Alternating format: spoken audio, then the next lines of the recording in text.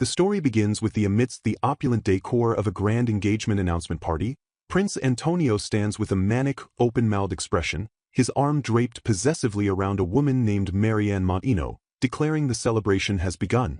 Standing opposite this chaotic display is Tiziano Salvilio, who observes the spectacle with a stoic, almost bored demeanor, wearing a formal military-style dress uniform adorned with aiguillettes. The prince, reveling in his own drama, sneers that Tiziano must have thought she was summoned for a serious emergency, only to reveal his intention to replace her with the sweet and gentle Marianne, whom he deems far more suitable for the role of crown princess. He mocks Tiziano, claiming he had been mistaken for years to consider a sword-swinging gorilla with zero femininity as his fiancée, asking if she lost her composure out of jealousy upon hearing of his time with Marianne.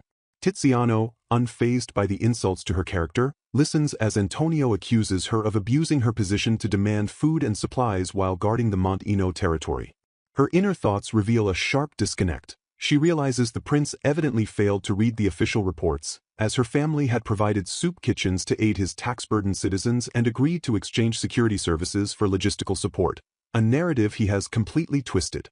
Antonio continues his tirade, calling the Salvilio family wild monkeys, despite their role as defenders of the kingdom, and disparages Tiziano's magical abilities, comparing her unfavorably to her famous mother, the war goddess, and demanding she command her subordinates properly. As the prince preens, Tiziano reflects on the past decade. 10 years ago, the royal family proposed this union, and even then, she harbored doubts about Antonio's fitness to rule. Despite her reservations, she had resolved to support him and make the kingdom of Eilenburg a nation to be proud of, striving to become a queen worthy of pride, even in a relationship void of love or romance. She acknowledges that the country would likely be better served by someone like Antonio's younger brother, who demonstrated intelligence and genuine care for the populace 5 years ago. Deciding to end the farce, Tiziano agrees that she is unfit to be his fiancée and immediately produces a prepared engagement cancellation document, asking him to sign it with a polite but firm smile.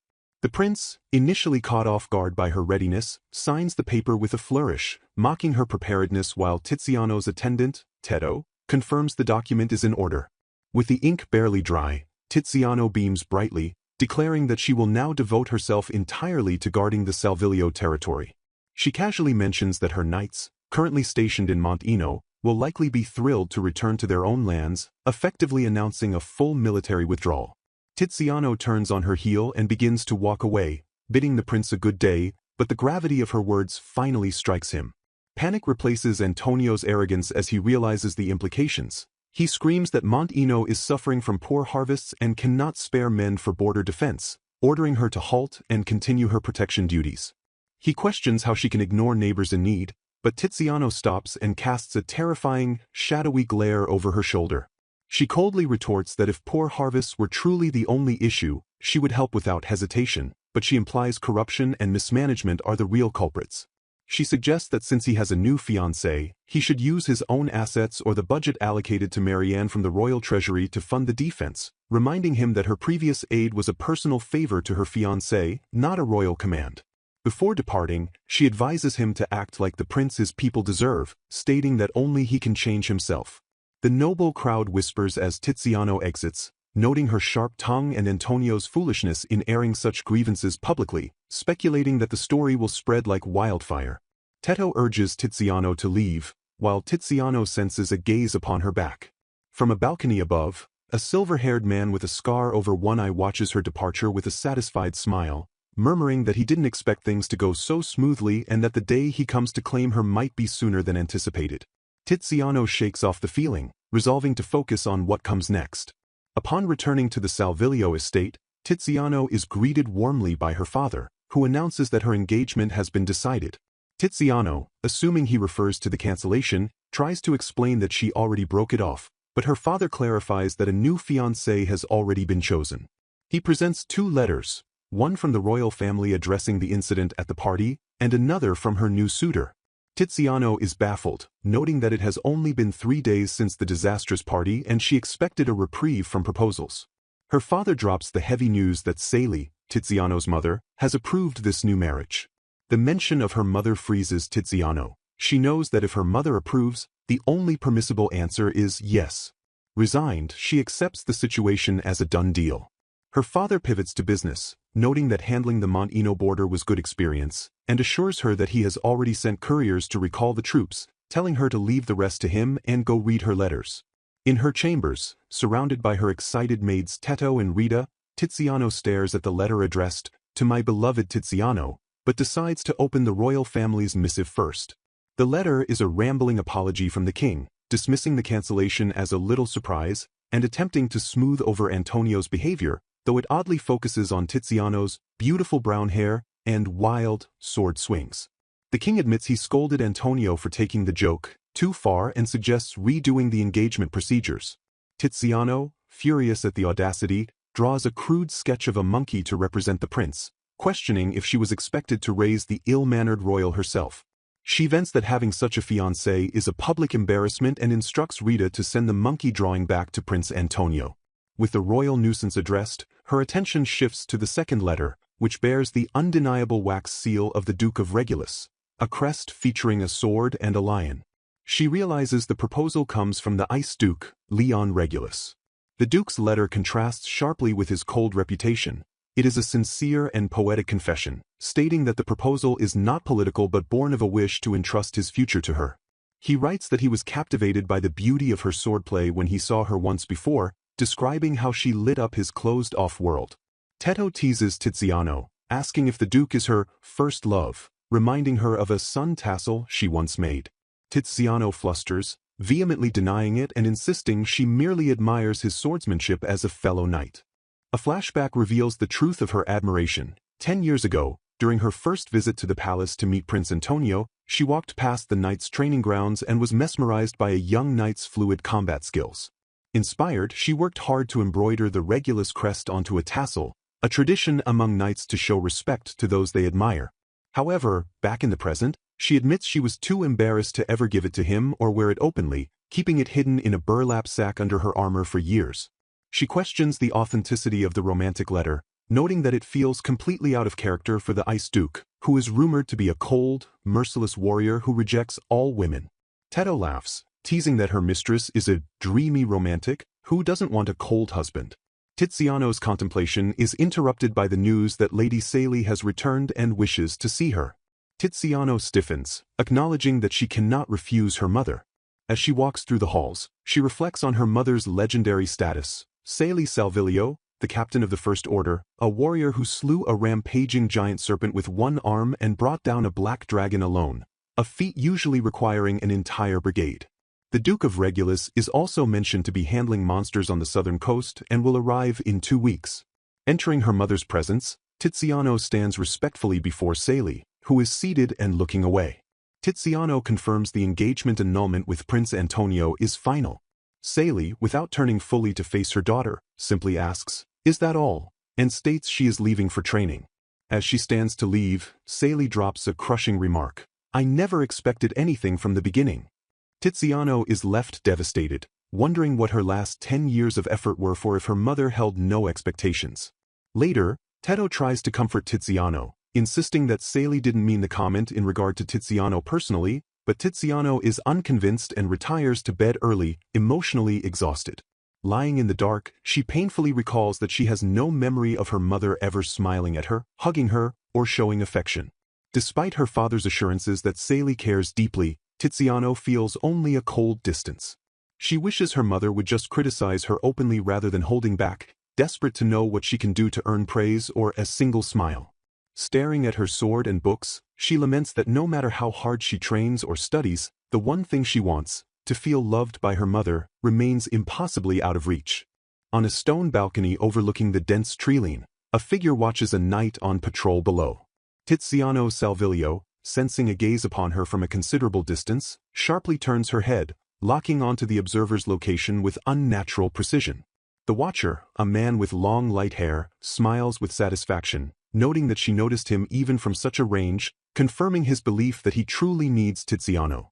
Later, inside the Salvilio estate, Tiziano returns early from her patrol, troubled by reports of suspicious movements in the neighboring kingdom and the feeling of being watched. Her maid informs her that the timing is perfect because a guest has arrived. Entering the parlor, Tiziano is greeted by a bespectacled butler named Arend, who introduces himself as a servant of House Regulus. He presents her with a massive, sparkling bouquet of roses, claiming they were grown at the Regulus estate and hand-arranged by Lord Leon himself. Tiziano, flustered and blushing, accepts the flowers with a stammered thank you. Arend presses on with a special mission from his master, asking Tiziano to name her favorite flower. He adds a dramatic flair, claiming he cannot return home until he receives an answer. Tiziano admits she thinks all flowers are beautiful but confesses she is not fond of those with strong scents. Satisfied, Arend declares he can now return with pride, leaving Tiziano bewildered by his storm-like energy. In the days that follow, gifts begin to arrive at the Salvilio estate with overwhelming frequency. First, a delivery of unscented flowers, chosen specifically to match her preference, arrives with a note hoping they bring comfort to her as she protects the border from monsters. Tiziano reflects on how the Duke's thoughtful treatment contrasts with the rumors of his coldness, noting that having such a man by her side on the battlefield would be reassuring. The Duke's letter offers full support if she wishes to join the Regulus Knight Order after marriage, acknowledging that fighting is natural for a Salvilio. Tiziano finds herself moved by the warmth in his words but struggles with how to reply. She wonders if she should mention her usefulness as a knight or that she has observed his training. Her insecurity flares as she recalls Prince Antonio's insults, labeling her a wild monkey and a violent brute, with sunburnt skin and rough, calloused hands. She looks at her own hands, agreeing internally that she lacks feminine charm and that a truly attractive woman should have pale, translucent skin and soft red lips, like Lady Marianne. She questions if the Duke has truly seen her, deciding to keep her reply neutral to avoid disappointment. The gifts continue. A dress arrives, accompanied by a note comparing the calm beauty of the horizon to her. Then, magic stones from a sea dragon he defeated, sent because their glow reminded him of her. Finally, a bouquet of lilies of the valley, sent simply because they were in bloom and sweet, just like her. A letter explains that he hunted Kraken specifically to find a healing magic stone suitable for her, hoping she remembers him when she uses it on the battlefield. Tiziano flushes deeply, overwhelmed by the sincerity in every gift, though she humorously worries about him disrupting the monster ecosystem by overhunting Krakens.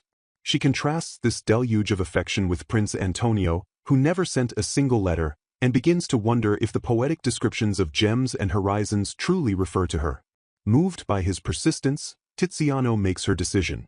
She accepts the proposal with gratitude, believing the Duke truly cares for her. However, she shocks her attendant by demanding the wedding take place in 1 week, coinciding with the Duke's scheduled arrival. She asserts that she has already discussed it with the Duke, and if she must marry, sooner is better. Tiziano informs her mother, Sally, of the sudden schedule.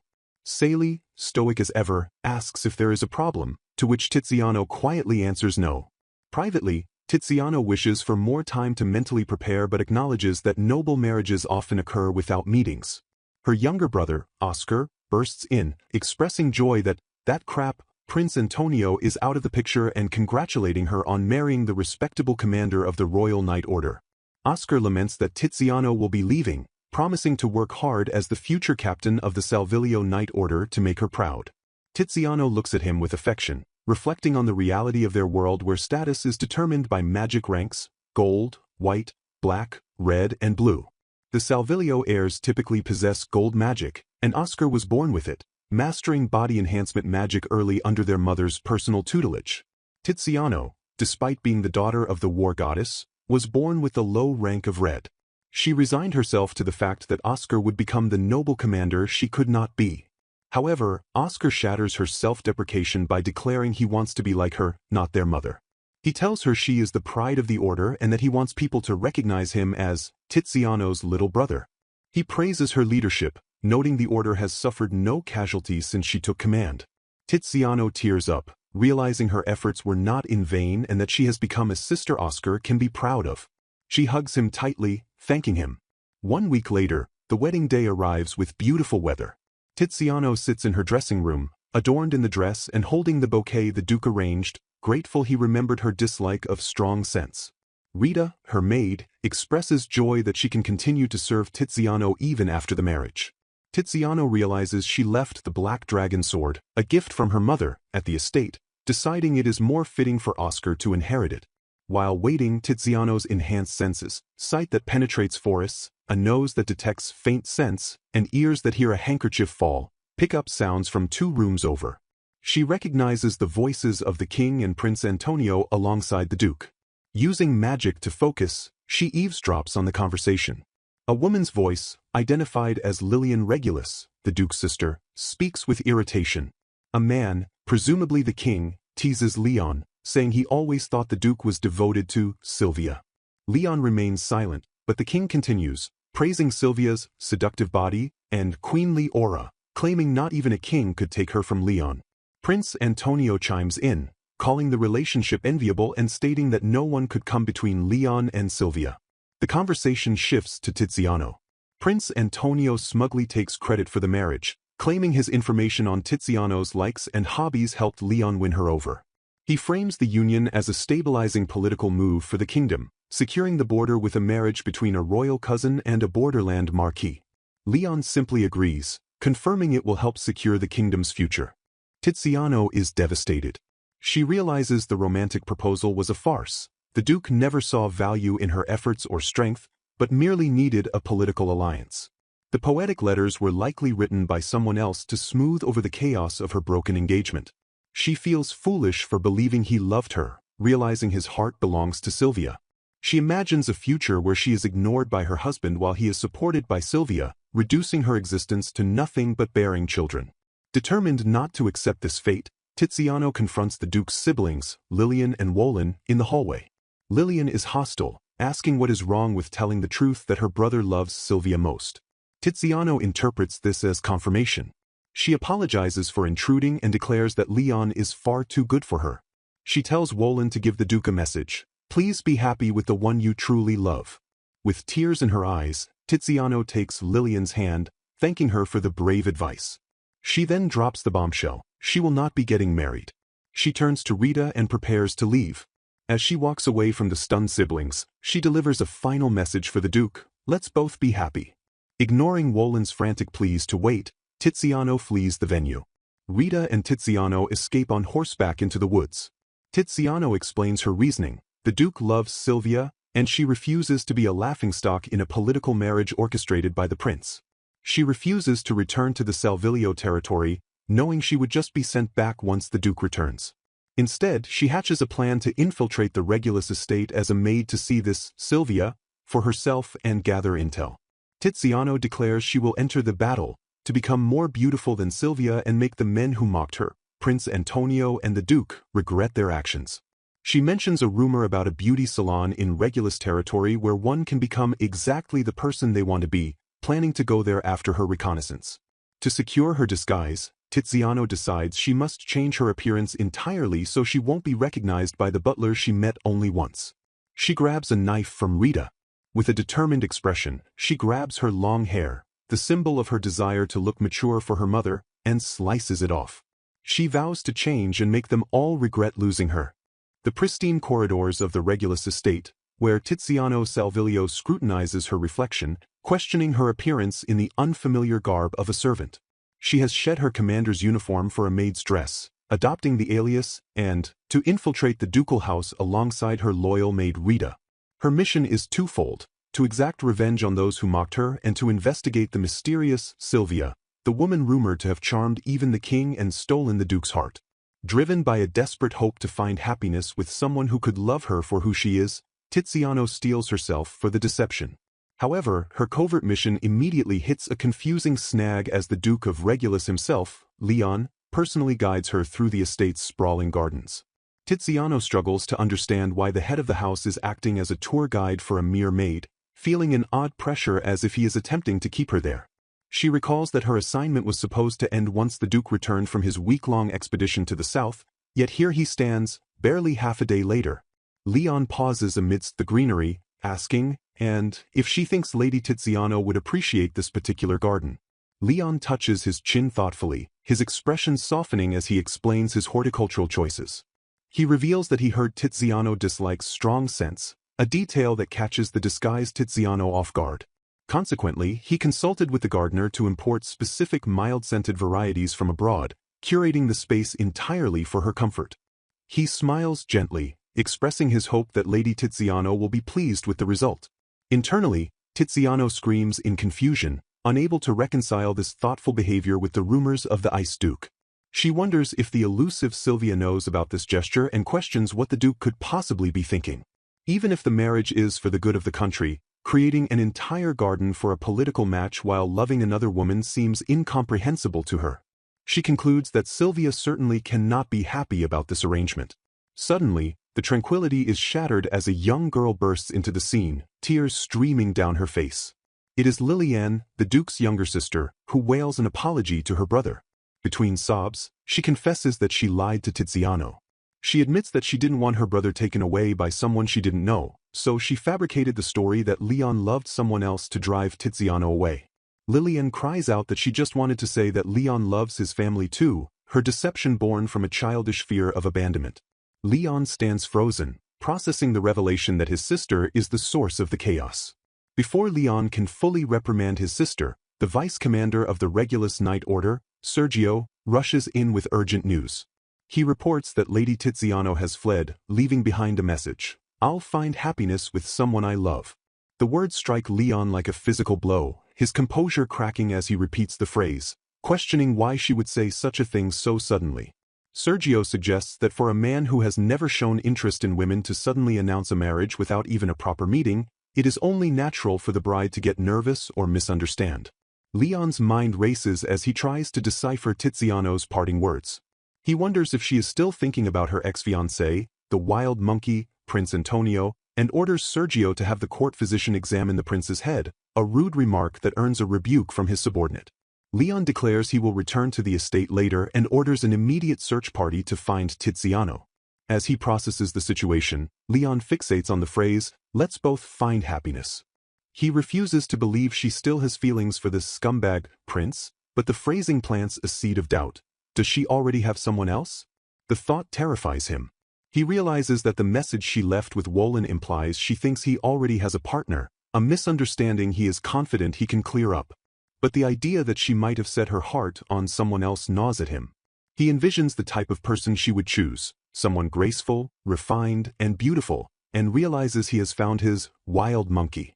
Leon's thoughts drift back 3 years into the past, searching for the origin of her feelings. He questions if she ever cared for him or if her acceptance of his proposal was purely a duty to her family. He wonders if she decided at the last minute to pursue true love, or if she loved someone else even before breaking off her engagement with the prince.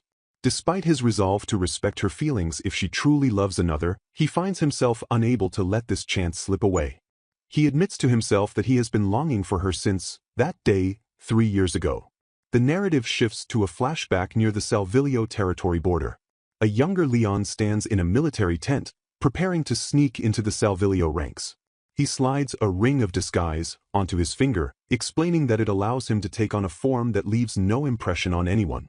His goal is to see for himself whether the eldest daughter of the Salvilio family is fit to be entrusted with national defense. He recalls the rumors about her, uncharitable descriptions of a woman with no charm, a brute whose only merit is swinging a sword. He contrasts this with her mother, Sally Salvilio, who possessed both presence and strength, looking like the mightiest knight. Disguised as a nondescript soldier named Luxan, Leon joins the formation late, apologizing for getting lost. He watches as Tiziano steps forward to address the troops.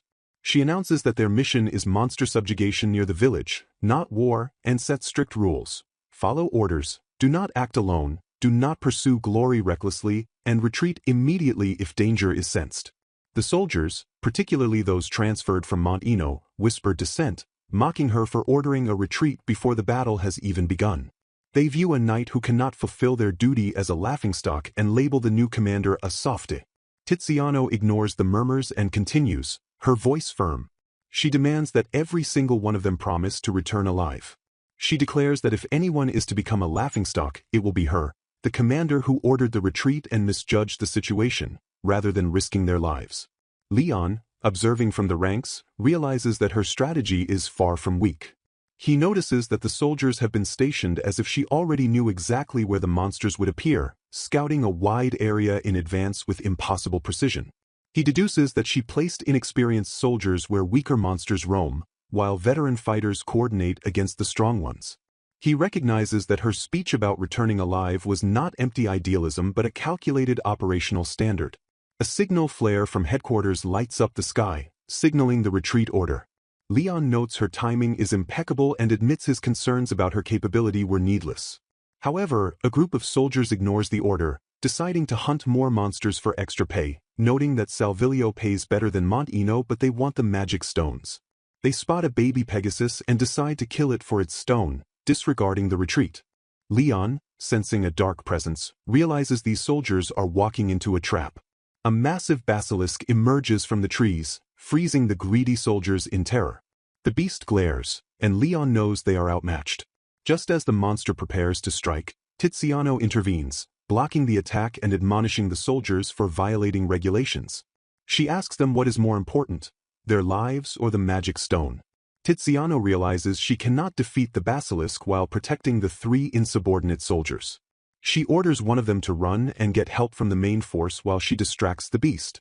The soldiers, terrified of being punished for disobeying orders, hesitate, but eventually flee, leaving Tiziano alone.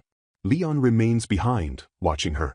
Tiziano, accepting she must fight alone, hurls a bottle of strong irritant paint at the basilisk, blinding it and confusing its sense of smell. She taunts the beast, luring it into a chase. She runs toward a dead end at a cliff edge, with Leon following close behind. He questions why she is cornering herself, but she yells for him to go this way. As the basilisk lunges, a massive wyvern swoops down from the cliff above, attacking the basilisk.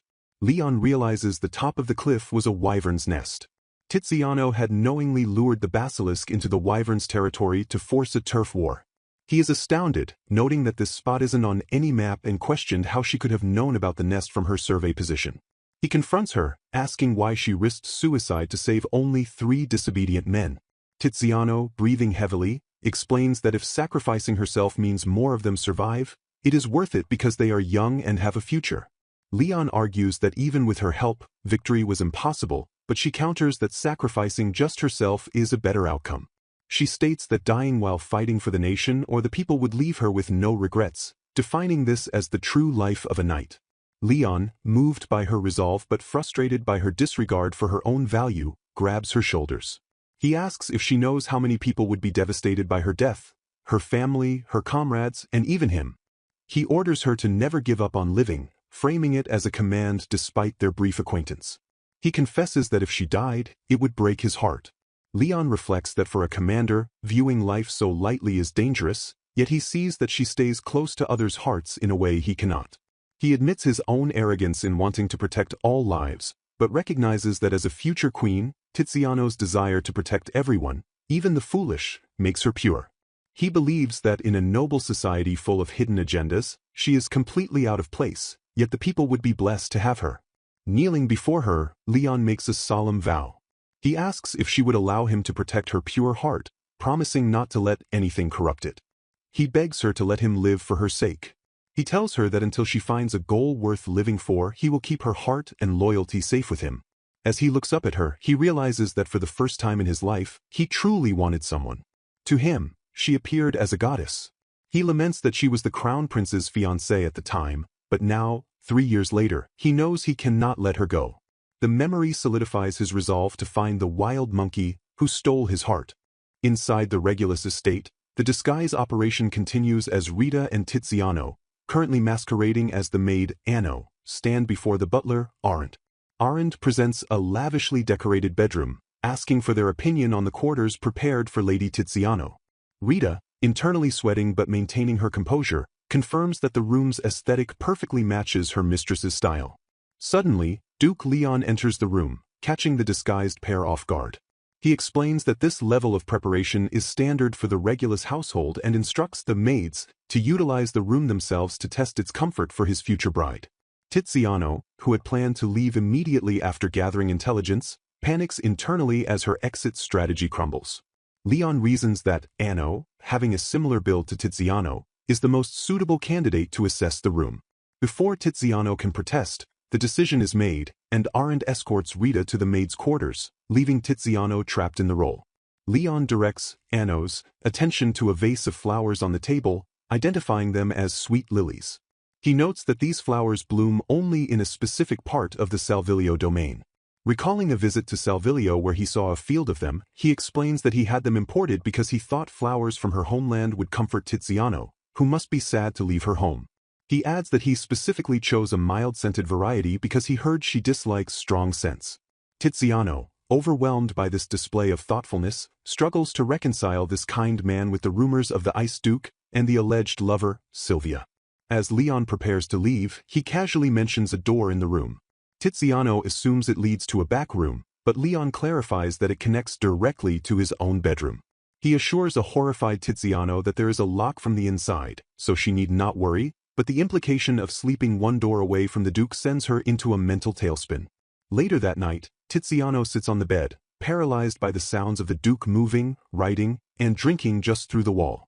Unable to relax, she paces the room, her heart racing.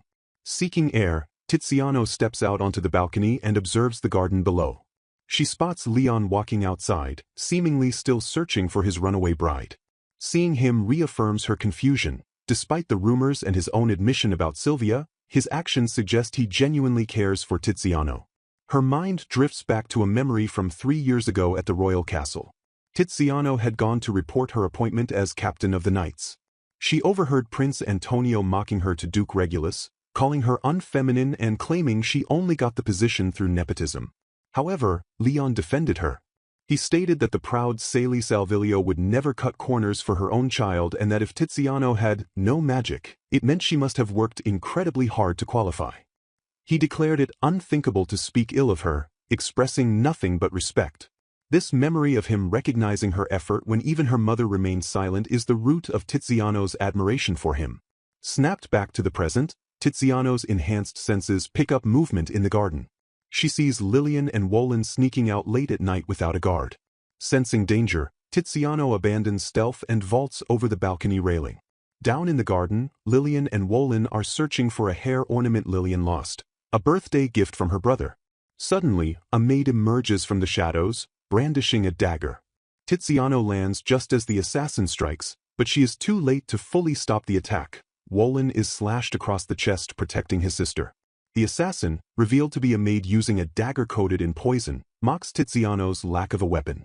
Tiziano identifies the scent immediately as Heiko poison.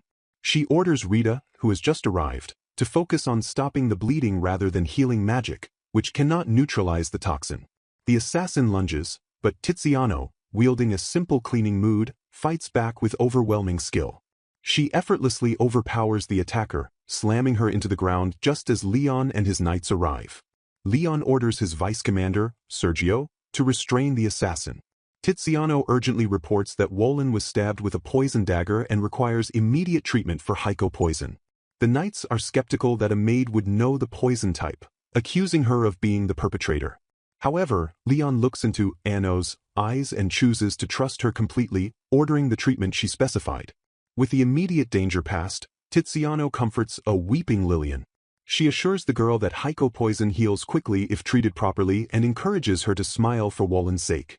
Lillian apologizes, explaining she was selfish to drag Wolin out to find the ornament, but Tiziano gently tells her that Wolin protected her because he loves her. Later, inside the estate, Leon approaches Anno and Rita. He thanks them for protecting his sister. He admits he has been worried about Lillian's safety but knows she dislikes rough male guards. Having witnessed their capabilities, he asks them to serve as Lillian's personal guards and maids until Lady Tiziano is found. Tiziano accepts the mission. Leon steps dangerously close to Tiziano, invading her personal space to express his gratitude again, his face inches from hers. Tiziano flushes bright red, panicked by the proximity. As he pulls away with a knowing smile, Rita observes that the Duke has almost certainly realized that Anno is actually Tiziano. Bonus chapter, Teddo Quattro, Tiziano's aide, is hiding in a restaurant, eavesdropping on a conversation involving Jean, the poster girl of the White Lily Inn.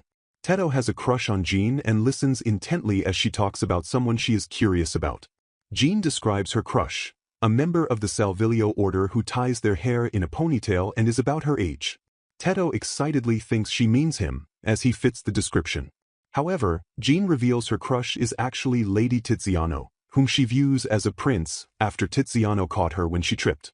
Teto is left devastated, realizing his rival in love is his own boss.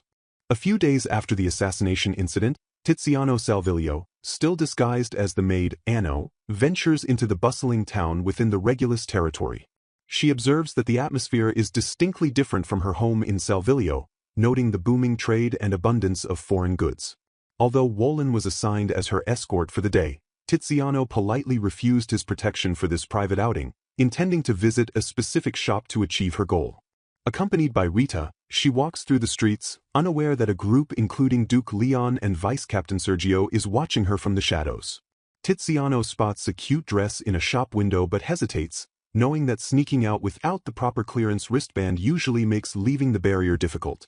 However, she acknowledges the impressiveness of the Regulus barrier system.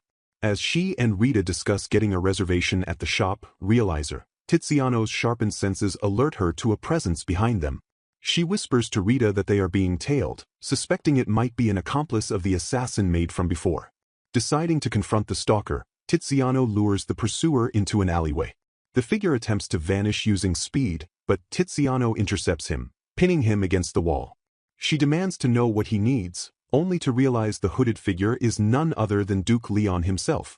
At that moment, Lillian and Wolin arrive on the scene, with Lillian loudly declaring her brother to be the worst for his behavior. Leon awkwardly explains that he was merely accompanying them because he didn't feel safe letting Lillian and Wolin go out alone, even with escorts. Sergio also reveals himself, apologizing for the deception.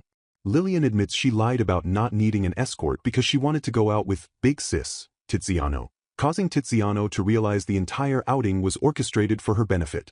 When Tiziano mentions they were heading to Realizer, but lacked an appointment, Lillian reveals that she is actually the owner of the boutique. The group arrives at Realizer, where Lillian is welcomed as the boss. It is revealed that the shop began from Lillian giving fashion advice to noble ladies, eventually growing into a full business. Leon, exerting an intimidating amount of pressure, tells Anno and Rita to take anything they want as thanks for protecting Lillian previously, covering all costs himself. He then asks Anno to select several dresses that Lady Tiziano might like, framing it as a request for help. Tiziano, unable to refuse the request, agrees to try on outfits. While Tiziano is occupied, Leon and Sergio retreat behind a soundproof barrier to converse privately. Ideally, Leon reveals that he knew Anno was Tiziano the moment he saw her, praising her impressive detection skills in spotting his tail. He explains that he told Lillian and Wolin the truth about Tiziano's identity so they wouldn't be heartbroken later if she disappeared again. Sergio reports on the interrogation of the assassin maid, confirming she was a spy from the neighboring nation of Litria who snuck in among the new servants. The conversation shifts to the chaos in the capital. Sergio notes that House Salvilio is working hard to control the situation, but rumors are spreading that the Duke loves someone else, leading to complaints from the local populace who adore Tiziano.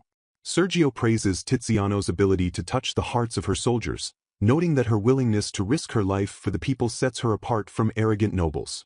Leon's mind drifts to a memory from 3 years ago involving Prince Antonio and the king. In the flashback, Antonio is seen begging his father not to strip him of his succession rights, claiming he needs to reconcile with Tiziano despite finding true love with Marianne. The king is furious at Antonio for disregarding the vital stability the Salvilio connection provides the nation. Leon interrupts the meeting with a report on sea monsters and coolly asks if the engagement is truly cancelled. Seizing the opportunity, Leon proposes that he engage Tiziano instead, arguing that his connection as the king's nephew would ensure the same national stability. The king agrees to the brilliant idea. Antonio, desperate to save his own skin, hands Leon a dossier he compiled on Tiziano over 10 years. Leon reads the single sheet of basic public info and is disgusted that Antonio knows nothing about her after a decade, internally calling him worthless trash, before slashing the paper in half. He declares to the king that he will not let this be a fleeting dream, having yearned for Tiziano since he first saw her. Back in the present, Sergio warns Leon that his behavior toward Anno is too obvious and that Rita likely knows the truth. Leon admits he is restraining himself, as he desperately wants to hold her and keep her in his arms forever, but feels he lacks the right because of the man she loves, she mentioned. As the soundproof barrier drops, Lillian catches Leon staring intensely at Tiziano in a white dress, once again calling him the worst for his creepy behavior. Leon, overwhelmed by his feelings, orders the white dress Tiziano tried on. He confesses to himself that he wants to tell her he loves her right now, but knows she would run away if he did. His thoughts take a dark turn as he contemplates simply locking her up deep in the mansion to keep her, terrifying Sergio with his intense, possessive expression. Inside the boutique Realiza, Tiziano Salvilio, still disguised as Anno, stares at her reflection in the mirror, wearing a white dress selected by Lillian.